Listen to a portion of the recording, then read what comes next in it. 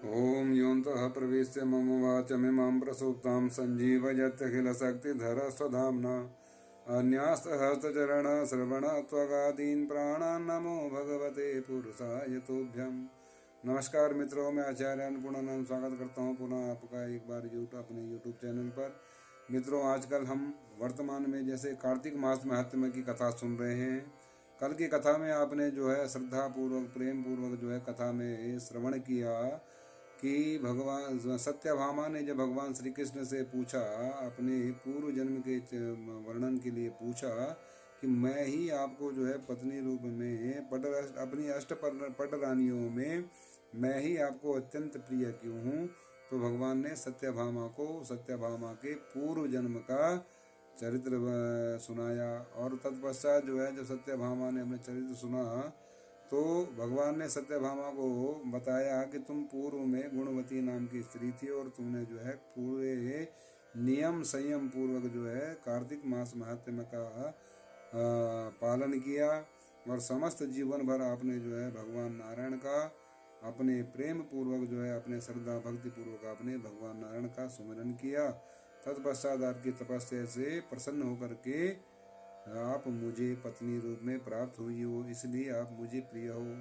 अब आगे की कथा में आपको सुनाते हैं कि जब जो है भगवान जी ने सत्यभामा को कथा सुनाई कि आप जो है जब पूर्व जन्म में देह त्याग करने के पश्चात जो हमारे पास आई, तब जो है आपको हमने ये वरदान दिया था, सत्यभामा को ये वरदान दिया कि अब आप जो है आपका और मेरा जो है कभी भी वियोग नहीं होगा। ये कार्तिक मास महात्म्य का ही फल मिला सत्यभामा जी को। अब सत्यभामा जी भगवान जो है ठाकुर जी से जो पूछती हैं कि भगवान जी ये आप जो है नारायण, आपके जो ये दिन रात सुबह जो ये पक्ष है, आप काल रूप सोए आप मनुष्य की आयु को क्षीण कर रहे हैं। और एक तो आप इसका वर्णन कीजिए और तथा आपको महीनों में 12 महीनों में जो है आपको कार्तिक का मास ही क्यों प्रिय है, और कार्तिक मास में भी आपको एकादशी जो तिथि है एकादशी आपको क्यों प्रिय है, इसका मैं वर्णन सुनना चाहती हूँ। कृपा करके आप मुझे सुनावें। आइए अब आपको जो है इस कथा का वर्णन सुनाते हैं। बोलो सत्यनारायण भगवान की जय। ओम नारायणं नमस्कृत्यं नरं चैव नरोत्तमं देवीं सरस्वतीं व्यासं ततो जयमुदीरयेत्। ओम श्री सत्योवाच सर्वेऽपि कालावयवास्तव कालस्वरूपिणा समानास्तु कथं नाथ मासानां कार्तिको वरः एकादशी तिथीनां च मासानां कार्तिक प्रिय कथं तद्देव देवेश कारणं तत्र कथ्यताम्। श्री सत्यभामा जी जो है फिर भगवान नारायण से पूछने लगी, भगवान श्री कृष्ण से, हे प्रभु, ये जो दिन वर्ष मास आदि जो हैं ये आपके ही अंग और प्रत्यय अंग हैं, ये सब एक समान ही महत्व रखते हैं। कहने का अभिप्राय सत्यभामा का जी ये है। सत्यभामा जी पूछना चाह रही हैं कि महाप्रभु सब दिन और सब बार तो आपके ही हैं, तो इसमें सब महीने भी आपके हैं, पूरा वर्ष ही आपका होता है, पर इसमें जो है कार्तिक के मास का ही विशेष महत्व क्यों है, और उसमें भी आपको तिथियों में एकादशी ही क्यों आपको अधिक प्रिय है। मैं इसके कारण को जानना चाहती हूँ। श्री कृष्ण उवाच श्री भगवान उवाच साधु पृष्ठ त्वया कान्ते शृणुषेकाग्रमानसा पृथोर्वेण्यस्य संवादं महर्षि नारदस्य च। भगवान श्री कृष्ण ने कहा कि हे प्रिय, तुमने मुझे बहुत अत्यंत सुंदर बात पूछी है। इस विषय में एक बार जो है महाराजा वैन के पुत्र पृथु और नारद जी का संवाद भी हुआ था। अब आप उसको एकाग्र पूर्वक सुनिए। इसी प्रकार जिस प्रकार आपने भगवान जी कह रहे हैं सत्यभामा को कि हे सत्यभामा, जिस प्रकार तुमने जो है मुझे ये प्रश्न पूछा है, इसी प्रकार का प्रश्न एक बार जो है नारद जी से राजा पृथु ने किया था। और नारद जी ने पृथु को कार्तिक मास की जो महिमा बतलाई थी नारद जी ने मैं वो तुमको सुनाता हूँ, ध्यान से सुनो। नारदुवाच शङ्खनामा भवत्पूर्वम् असुरा सागरात्मज त्रिलोकी मथने सक्तो महाबल पराक्रमम्। नारद जी कहने लगे कि बहुत दिन पहले जो है, जब समुद्र का एक पुत्र था जिसका नाम था शंखासुर। वह अत्यंत शक्तिशाली था और पराक्रमी था। उसने जो है तीनों लोगों को जो है एक बार तीनों लोगों पर विजय पाली और उस शंखासुर ने स्वर्ग लोक में रहने वाले सभी देवताओं को जीत कर और इंद्रादि लोकपालों को के अधिकारों को भी छीन लिया। उससे डरकर जो है देवता लोग इधर उधर भागने लगे और अपने कुटुंब परिवार के साथ में पहाड़ियों में जाकर के, कंदराओं में जाकर के छुप गए।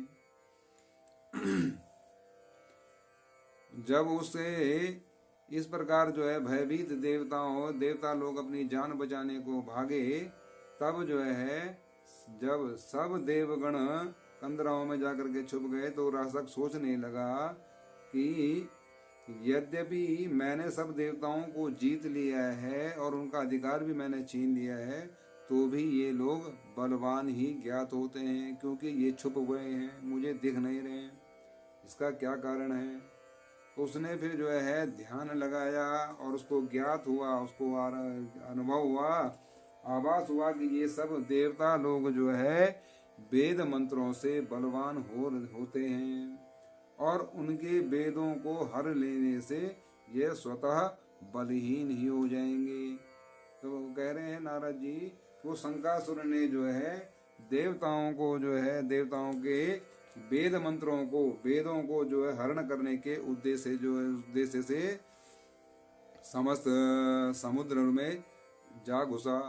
और नारद जी ने कहा, ऐसा मानकर शंखासुर विष्णु भगवान को सोते हुए, जैसा कि अभी जो है देव शयन चल रहा है, तो नारद विष्णु उसने सोचा कि विष्णु भगवान तो सो रहे हैं और मुझे जो है स्वयं उत्पन्न समस्त वेदों को चुरा लेना चाहिए। और वो गया और वहां से समुद्र से वेदों को चुरा करके ले आया। जिस समय वह वेदों को चुरा रहा था, उसी समय बीजों के साथ जो वेद मंत्र थे, यज्ञ के जो मंत्र थे, वो भी डर करके जल में छिप गए। शंखासुर भी वेद मंत्रों और बीज मंत्रों को खोजता हुआ समुद्र के भीतर घूमने लगा, किंतु वह राक्षस उन वेद मंत्रों को एक स्थान पर कहीं भी न पा सका। इसी समय ब्रह्मा जी भी सब देवताओं के साथ पूजन सामग्री और उपहार लेकर के बैकुंठ लोक में विष्णु भगवान की शरण में जा पहुंचे।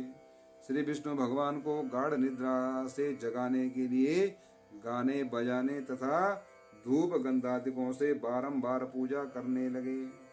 उन लोगों की इस आराधना से प्रसन्न होकर के भगवान जी जाग उठे। उस समय देवताओं ने हजारों सूर्य के तेज के सदृश देदीप्यमान भगवान विष्णु को देखा। अथ प्रबुद्धो भगवान तद्भक्ति परितोषिता ददृशोस्ते सुरास्तत्र सहस्रार्क समाद्युति उपचारे षोडशवी संपूजे त्रिदशास्तदा दंडवत् पतिता भूमौ तानुवाचाथ माधव। तो देवताओं ने भगवान जी की षोडशोपचार से पूजा करने लगे और पृथ्वी में दंडवत होकर के प्रणाम करने लगे। भगवान ने उनसे कहा, भगवान जी कहने लगे, लो वरदोहम सुरगणा गीतवाद्यादि मंगले मनोविलसितान कामान सर्वानेव ददामि वः। भगवान जी कहने लगे, हम आप लोगों के इस कीर्तन तथा मंगल गान से प्रसन्न हैं। आप लोग अपना जो अभिष्ट हो, जिस कामना से आपने हमको जगाया हो, वह मांगो, मैं आपको सहर्ष ही दे दूंगा। कार्तिक शुक्ल की एकादशी भगवान जी फिर कहने लगे, मत प्रीता कुर्वन्ति मत प्रीता सानिध्यम व्रजन्ति वा प्रद्याब्दं कार्तिके मासी विसृजन्त्यं सर्वसा मत्स्वरूपोऽप्यहं भवामि जलमध्यग।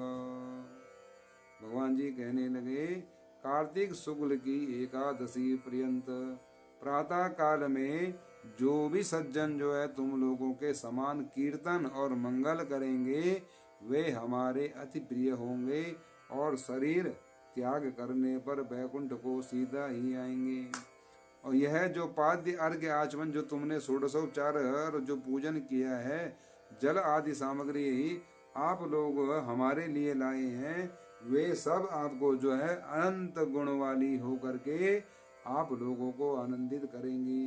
कहने का अभिप्राय है जो भी हम कर्मकांड में भगवान की पूजा करते हैं उस पूजा सामग्री का संपादन करके भगवान नारायण जो है उसी सामग्री को हमको जो है अनंत गुणा करके हमको हमारे सत्कर्म रूपी कर्म को हमको जो है फल देते हैं। जो शंखासुर जो भगवान जी कहने लगे जो शंखासुर जो है सब वेदों को चुरा करके ले गया है वे सब समुद्र में ही हैं। मैं उस सागर के दुष्ट पुत्र को मार करके लाता हूँ। अमत्य रूपो हमपि भवामि जलमध्यता भवन्तोऽपि मया सार्धम मया मायान्तु सुमनीश्वर। भगवान ने कहा मैं उसको मारूंगा मार दूंगा और आज से मंत्र बीज और यज्ञों के साथ चारों वेद प्रति वर्ष कार्तिक मास में जल में विश्राम किया करेंगे।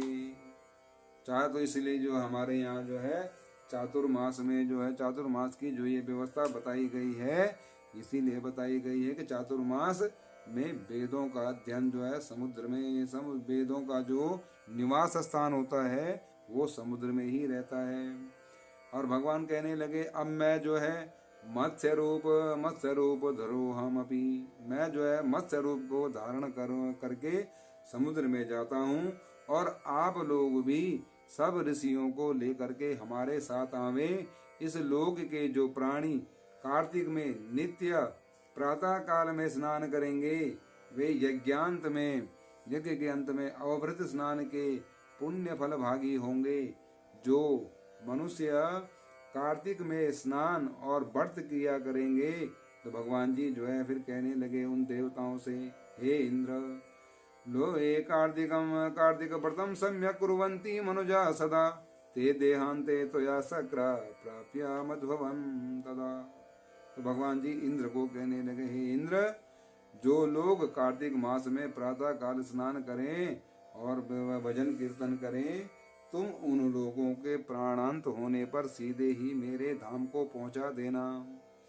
और विघ्नेभ्यो रक्षणम तेषां सम्यक कार्यम त्वया तथा त्वया देया त्वया च वरुणा पुत्र पौत्रादि संतति।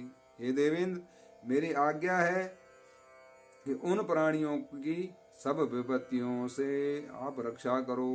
हे वरुण हे जल देवता तुम उन्हें सदा पुत्र पौत्र आदि संतान देते रहना।